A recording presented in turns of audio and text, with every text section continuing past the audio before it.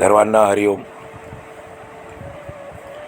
ज्यांचे बोलणे व वागणे यात एकरूपता असते त्यांना संत म्हणतात. संतांचे जीवन भव्य असते, उदात्त असते, तसेच भगवंताच्या प्रेमाने ओतंबलेले असते. या सर्वांचे मूळ आत्मसाक्षात्कारात असते. म्हणून तो साक्षात्कार आपण करून घेतला पाहिजे हेच सर्व संत सज्जन सांगत असतात. आत्मसाक्षात्कार होण्यासाठी अनेकांनी विविध साधने सांगितली आहेत, परंतु त्या सर्व साधनांमध्ये भगवंताच्या अस्तित्वाची जाणीव अखंडपणे टिकवून ठेवणे हेच सर्वोत्तम साधन आहे. भगवंत निश्चितपणे आहेच आणि तो माझ्या जवळच आहे, अगदी माझ्या हृदयात आहे, अशी जाणीव मनामध्ये कायम टिकण्यासाठी भगवंताचे सूक्ष्म चिंतन हवे. अशा प्रकारे केलेले सूक्ष्म चिंतन अर्थरूप असते. या अर्थाचे वाहक म्हणजेच भगवंताचे नाम होय. भगवंताचे नामस्मरण केल्यावर भगवंताबद्दल आपल्या मनात भक्तिभाव निर्माण होतो. एकदा का भक्तिभाव निर्माण झाला की त्याच्या नामाविषयी प्रेम वाढतच जाते. भगवंताचे नामच सर्वश्रेष्ठ आहे. ते सगुण आहे, तसे ते निर्गुणही आहे. सूक्ष्म आहे, त्याप्रमाणे स्थूलही आहे. ज्ञानी लोकांना चालते, तसेच अज्ञानी लोकांनाही घेता येते. संन्यासाला समाधान देते, तसेच प्रापंचिकाला तारते. एवढेच नाही तर अगदी हीन दीन व्यक्तीपासून समाजातल्या श्रेष्ठ व्यक्तीपर्यंत सर्वांनाच मायेच्या जाळ्यातून बाहेर काढणारे भगवंताचे नाम हेच एक सर्वोत्कृष्ट साधन आहे. ज्याप्रमाणे एखादी गरोदर महिला आपल्या गर्भाला अत्यंत काळजीपूर्वक जपते, त्याप्रमाणे सद्गुरूंनी दिलेल्या भगवंताच्या नामाचे जतन केल्यास याच जन्मामध्ये भगवंताचे सान्निध्य आपल्याला खात्रीने अनुभवायला मिळते. नामाचा अभ्यास करणाऱ्याला आज ना उद्या भगवंताचा साक्षात्कार झाल्याशिवाय राहणार नाही. भगवंताचे नाम घेण्यामागचे हे वर्म सर्व संतांनी आपल्याला परोपरीने सांगितलेले आहे. त्यामुळे भगवंताचे नाम सर्व संतांनी घेऊन आपले जीवन सर्वस्व मानले होते. संत मालिकेमध्ये ज्या भगवत भक्तांच्या नामाचा आपण चरित्राचा चिंतन करतो आहे आणि त्या संतांमध्ये ज्यांना काका म्हणून संबोधले गेले असे श्री संत गोरोबा काका यांच्या जीवनचरित्राचा आपण थोडक्यात अभ्यास करूया. संतांच्या मालिकेमध्ये संत गोरा कुंभार यांचे एक वेगळे स्थान आहे. तज्ज्ञांच्या मते त्यांचा जन्म शालिवाहन शके 1189 झाला आणि चैत्र वद्य त्रयोदशी या दिवशी इसवी सन 1317 शके 1260 ते दुपारच्या वेळी समाधिस्थ झाले. ज्या दिवशी संत आपला देह ठेवतात, आपले अवतार कार्य पूर्ण करतात, त्या दिवसाला त्यांची पुण्यतिथी असते. देवाची जयंती, जन्मोत्सव आणि संतांची पुण्यतिथी असते. म्हणून जेवढे संत होऊन गेले त्यांनी ज्या दिवशी अवतार कार्य पूर्ण केलं किंबहुना समाधी घेतली, तो दिवस त्यांच्या नावाने पुण्यतिथी म्हणून ओळखला जातो. त्या शब्दाचा खूप अर्थ आहे.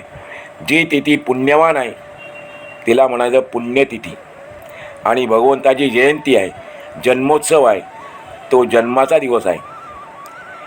तेर नगरीत राहणाऱ्या गोरोबा काका यांच्या घराण्याची परंपरा धार्मिक आणि सदाचारी वृत्तीची होती. त्यांचे घराणे तेथील काळेश्वर या ग्रामदैवताचे उपासक होते.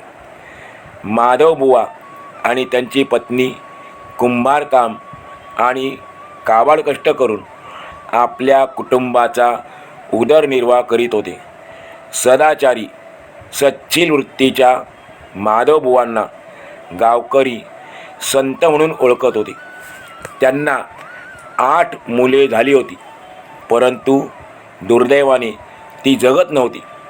म्हणून त्यांनी आपली 8ही मुले काळेश्वराजवळील स्मशानातील गोरीत पुरली होती. पण ती 8ही मुले नंतर जिवंत झाली. याबाबत एक आख्यायिका आहे. माधवबुवांच्या घरी एकदा पांडुरंग परमात्मा ब्राह्मणाच्या वेशात आले. तेव्हा त्यांची खिन्न उदास मुद्रा पाहून देवाने विचारले की तुम्ही दुःखी का आहात? माधवबुवांनी सांगितले, आमची 8ही मुले देवाने नेली म्हणून आम्ही दुःखी आहोत. नंतर देवाने त्यांना तुम्ही 8ही मुलांना जेथे मूठ माती दिली ती जागा दाखवण्यास सांगितले. त्याप्रमाणे त्यांनी देवाला काळेश्वर जवळील स्मशानात नेले आणि 8ही मुले जिथे पुरली होती ती जागा, त्याला गोर म्हणतात, ती दाखवली. तेव्हा देवाने सर्व मुलांची प्रेते बाहेर काढायला सांगितले. त्यावेळी माधवबुवांनी सर्व प्रेते बाहेर काढली. त्यापैकी 8 पैकी 7 जणांना देवाने स्पर्श करून जिवंत केले आणि स्वर्गात पाठवले. नंतर 8वा मुलगा जिवंत केला. तो सुद्धा स्वर्गाच्या मार्गाने निघाला होता, परंतु देवाने त्याला जाऊ दिले नाही.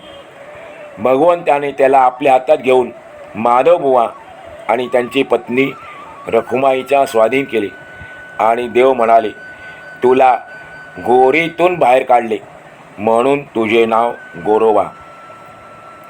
माधवबुवा धार्मिक आणि सहिष्णू म्हणजे सहनशील वृत्तीचे होते. काळेश्वरावर त्यांची निस्सीम श्रद्धा आणि दृढ भक्तिभाव होता. 7 मुले एका मागोमाग गेली, परंतु 8वा मुलगा गोरोबा जिवंत राहिला. म्हणून माधवबुवांना तो आपल्या भक्तीचा आणि श्रद्धेचा महिमा वाटला. गोरोबांच्या मनावर बालपणापासूनच भगवत भक्तीचे संस्कार झाले होते. गोरोबांना लिहायला वाचायला येत होते. संत ज्ञानदेव, संत नामदेव यांच्या पूर्व काळात म्हणजे यांच्या अगोदर तेव्हा काळापासून पंढरपूर हे शिवभक्तांचे केंद्र होते. अनेक शिवभक्त त्या ठिकाणी आपली साधना करीत. गोरोबा जेव्हा जेव्हा पंढरपूरला जात तेव्हा त्यांना या सर्व सिद्ध पुरुषांचे दर्शन होत असे. त्यांच्या योग साधनेचे गोरोबांना कौतुक आणि आकर्षण वाटे. असे करता करता गोरोबांचा प्रपंच परमार्थमय होऊन गेला. सकाळी उठून अंघोळ झाल्यावर ते देवाची पूजा करत, नंतर नामस्मरण करायचे आणि ध्यानात पांडुरंगाचे रूप साठवून त्याला मनी मानसी अंतःकरणात साठवून भक्ती करायची. त्यानंतर न्याहारी करून रोजच्या कामाला सुरुवात करीत. दुपारचे जेवण झाल्यावर ते जरा विश्रांती घेत, पण ही विश्रांती म्हणजे आपल्यासारखे झोपणे नव्हते, तर गोरोबा घराच्या ओसरीवरच्या खांबाला टेकून देवाचे नामस्मरण करीत. त्यामुळे त्यांच्या चित्ताला एक वेगळे समाधानसुद्धा लाभत होते. त्यानंतर ते पुन्हा जोमाने कामाला लागत. ते दिवस मावळेपर्यंत. दिवस मावळल्यानंतर हातपाय धुवून पुन्हा घराच्या ओसरीवर एक तारीवर चिपळ्यांच्या साथीने त्यांचे भजन सुरू होई आणि रात्रीच्या जेवण्याच्या वेळी थांबे. रात्री जेवण झाल्यावर सुद्धा पुन्हा भजन सुरू होई. शेजार पाजारची लोक त्या भजनात सामील होत आणि त्यानंतरच ते झोपत असत.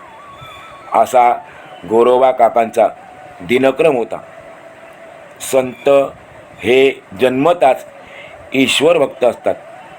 गोरोबा काका जरी संसारात दंग होते तरी विठ्ठल भक्ती, विठ्ठलाचे निरंतर नामस्मरण हे त्यांचे जीवन सर्वस्व झाले होते. नामस्मरण करताना ते देहभान तहानमुख हरपून आपले नामस्मरण करीत. विठ्ठल भक्तीत तल्लीन झालेल्या गोरोबांचे संत नामदेव महाराज एका अभंगातून वर्णन करतात. प्रेमे अंगी सदा वाचे भगवंत, प्रेमळ तो भक्त कुंभार गोरा. असे घराश्रमी करीत व्यवहार, न पडे विसर विठोबाचा. कालवनी माती तुडवीत गोरा, आटवीत वरा रखुमाईच्या. प्रेमे अंगी असे लावणी नयन, करीत भजन विठोबाचे. अशा रीतीने गोरोबा अंतर्बाह्य विठ्ठलमय झाले होते. एके दिवशी गोरोबा हे देहभान हरपून अभंग गात नेहमीप्रमाणे माती तुडवत होते. त्यांचे सर्व ध्यान ईश्वरापायी होते, ईश्वर चरणी लागले होते. त्यावेळी त्यांची पत्नी, तिचं नाव संती आहे, संतीने मुलाला म्हणजे मकरेंद्राला, मुलाचं नाव मकरेंद्र आहे, घरामध्ये ठेवून पाणी आणायला जाते. जाताना बाळावर लक्ष ठेवा असे सांगून जाते. पण भगवंताकडे लक्ष लागलेल्या गोरोबांचे पत्नीच्या सांगण्याकडे लक्ष कुठे होते. त्यांचे नामस्मरणात दंग होऊन माती तुडवणे सुरूच होते. इकडे लेकरू रांगत रांगत पित्याकडे आले आणि खेळत खेळत त्यांचा पाय धरून उभे राहण्याचा प्रयत्न करू लागले. हसत हसत ते पायाला धरता धरता अचानक चिखलात पडले. पण गोरोबा काका डोळे मिटून अत्यंत भावसमाधीमध्ये होते. त्यांची देहवृत्ती शून्य झाली होती आणि मन देवस्वरूपी एकाग्र झाले होते. चिखल तुडवता तुडवता एकुलते एक लेकरू पायाखाली आले तेव्हा चिखलासोबत ते त्यालाही तुडवू लागले. त्याचा व्हायचा तो अटळ परिणाम झाला. मुलाचे रक्त, मांस, हाडे चिखलात मिसळली गेली. मुलाचा प्राण ताबडतोब गेला. मुलाच्या रक्ताने चिखल रंगला. परंतु परमेश्वर भक्तीत लीन झालेल्या गोरोबांना बाळाचा स्पर्शसुद्धा जाणवला नाही. इकडे त्यांची पत्नी पाणी घेऊन आल्यावर पाहते तर तिला आपला बाळ कुठेच दिसना. तिने सर्वत्र शोधला पण शोध काही लागला नाही. शेवटी तिने गोरोबांना विचारले पण त्यांचे लक्ष फक्त भजनात होते. त्यांना सांगता आले नाही. शेवटी त्यांच्या पायाकडे नजर गेल्यावर जेव्हा तिच्या लक्षात आले तेव्हा तिने मोठमोठ्याने आक्रोश सुरू केला, हंबरडा फोडला.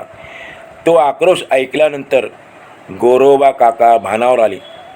त्यांना त्यावेळी जेव्हा लक्षात आलं तेव्हा त्यांना खूप वाईट वाटले. त्यांच्या अंतःकरणाला वेदना झाल्या. पण झालेली चूक दुरुस्ता करता येणार की नव्हतीच. त्यावेळी गोरोबा संतीला म्हणाले, कारभारणी, माझ्या हातून फार मोठी चूक झाली आहे. कर्माची गती वेगळीच असते. ती प्रत्यक्ष देवालासुद्धा सांगता येणार नाही आणि भगवंताने गीतेत पण सांगितलेले आहे, कर्मण गहनो गती, कर्माची गती गहन आहे.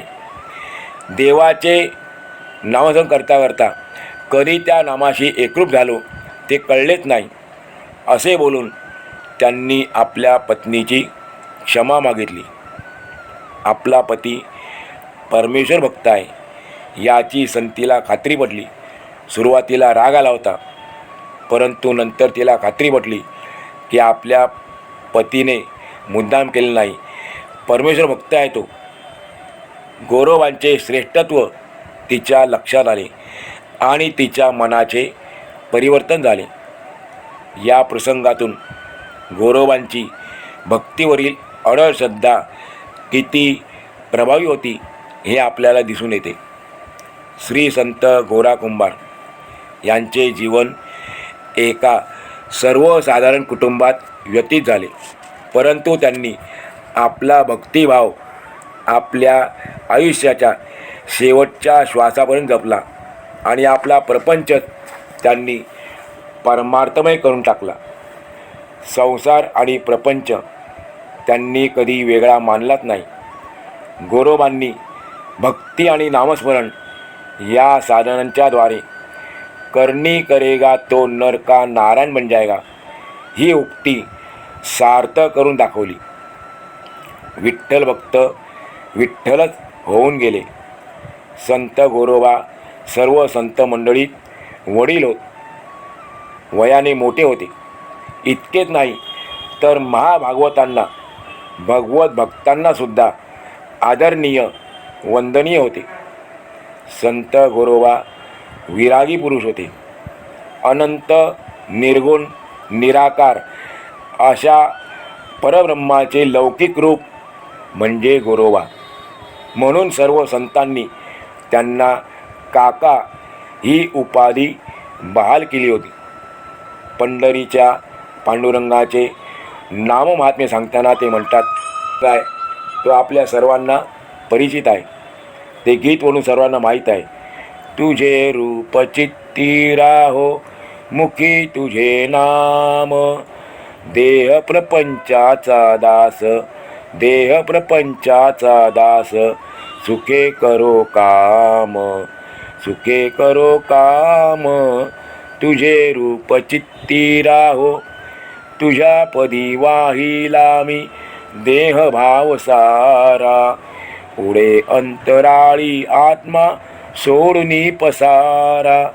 नाम तुझे घेतो गोरा, नाम तुझे घेतो गोरा, होऊनी निष्काम, देह प्रपंचाचा दास, सुखे करो काम, सुखे करो काम.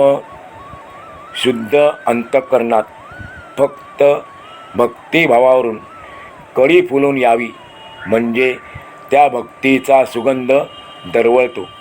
इतकेच नव्हे तर तो देवाचा लाडका पुत्र म्हणून सन्मानित होतो. त्यापैकी एक म्हणजे गोरोबा काका. संत तुकाराम महाराजांनी एका अभंगात म्हटल्याप्रमाणे संसारी असावे असुनी नसावे, भजन करावे सदोदित. आपण सर्वांनी ही गोष्ट लक्षात ठेवली पाहिजे. आपण सर्व प्रापंचिक आहोत, संसारी आहोत. मग कसं राहायचं संसारात? संसारी असावे पण असुनी नसावे. पुढे म्हणतात भजन करावे सदोदित. मराठी संतांनी भक्ती मार्गाची कास धरून भागवत धर्माचा पुरस्कार केला. माणसांमध्ये सुधारणा व्हावी, त्यांच्यातली माणुसकीची पातळी उच्चतम व्हावी याच तळमळीने संत उपदेश करत असतात. सात्विकपणा, शुद्ध आचरण, सद्गुणांचा विकास आणि श्रद्धामय जीवन हाच सर्व संत मंडळीचा स्थायीभाव होता. संतांचे आणखी वैशिष्ट्य म्हणजे सदा संत देती स्फूर्ती, संत निर्वाणीचे सोबती, संत निर्गुणाचे गुणाकार, संत भवरोगाचे भागाकार, संत पाप तामसी भास्कर, संत वैद्य. अशा रीतीने संतांचं वर्णन केलेलं आहे. आणि अशा संतांमधलेच एक गोरोबा काका होते. त्यांनी स्वतःचा पारंपरिक कुंभार व्यवसाय करीतच आपला संसार केला आणि संतमना सांभाळत भागवत धर्माची प्रतिज्ञा पार पाडली. भागवत धर्माच्या प्रतिज्ञेशिवाय पंढरीचा वारकरी मनुष्य ठरत नाही. उगवलेला प्रत्येक दिवस जो देवाचे स्मरण करून सार्थकी लावतो तोच खरा वारकरी. संत गोरोबा काका यांच्या अभंगाची संख्या कमी असली तरी त्यांच्या अभंगवाणीत आढळणारी उत्कटता, भावसमृद्धी यामुळे त्यांची संत मेळ्यातील अभंगरचना त्यांच्या वेगळ्या कर्तृत्वाची साक्ष देते.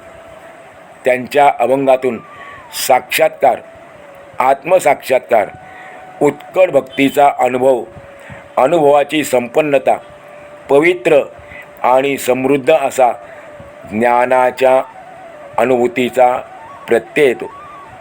या शीलवान कर्मयोगी संत गोरोबा काकांना अवघे 50 वर्षाचे आयुष्यमान लाभले, पण त्यांनी अनंत काळासाठी आपल्या जीवनचरित्राचा आणि कार्याचा तसेच कर्तृत्वाचा जो आदर्श निर्माण केला तो इतिहासालासुद्धा कधीच विसरता येणार नाही. चैत्र वद्य त्रयोदशीच्या दिवशी दुपारी स्वतः भगवान पांडुरंग, रुक्मिणी आईसाहेब, सनकालिक संत, देवर्षी नारद, भक्त पुंडलिक आणि सर्व ज्येष्ठ श्रेष्ठ वैष्णव संतांच्या समवेत पंढरपूरहून तेर या गावी आले. भगवंताने गोरोबा काकांना आलिंगन दिले. भक्त आणि भगवंताची ही उराउरी भेट पाहून सकल संतांच्या डोळ्यातून आनंदाश्रू वाहू लागले. पताका, टाळ, दिंडीमध्ये सर्व संत मंडळी गंध, चंदन, बेलाची पाने, अक्षता अर्पण करून निरांजन लावू लागले. प्रत्येकजण गोरोबा काकांना प्रेमभरे भेटू लागला. समाधीसाठी आवश्यक असलेली शेज म्हणजे बिछाना स्वतः पांडुरंगाने स्वतःच्या हस्ताने तयार केला. नामाचा गजर करून इसवी सन 1317 शके 1267 साली तेर येथे दुपारच्या वेळी स्वतः पांडुरंगाने काकांना समाधीस्थळी बसवले. तेर येथे आजही काळेश्वराच्या लिंगाशेजारी गोरोबा काकांची समाधी आहे. अशा रीतीने गोरोबा काकांचे व्यक्तिमत्व, जीवनचरित्र अलौकिक असेच होते. ते परब्रह्म होऊन जीवनमुक्ताचे जीवन जगले. आपण या महान विभूतीला कोटी कोटी प्रणाम करूया आणि आजच्या या भागाला या ठिकाणी पूर्ण करूया.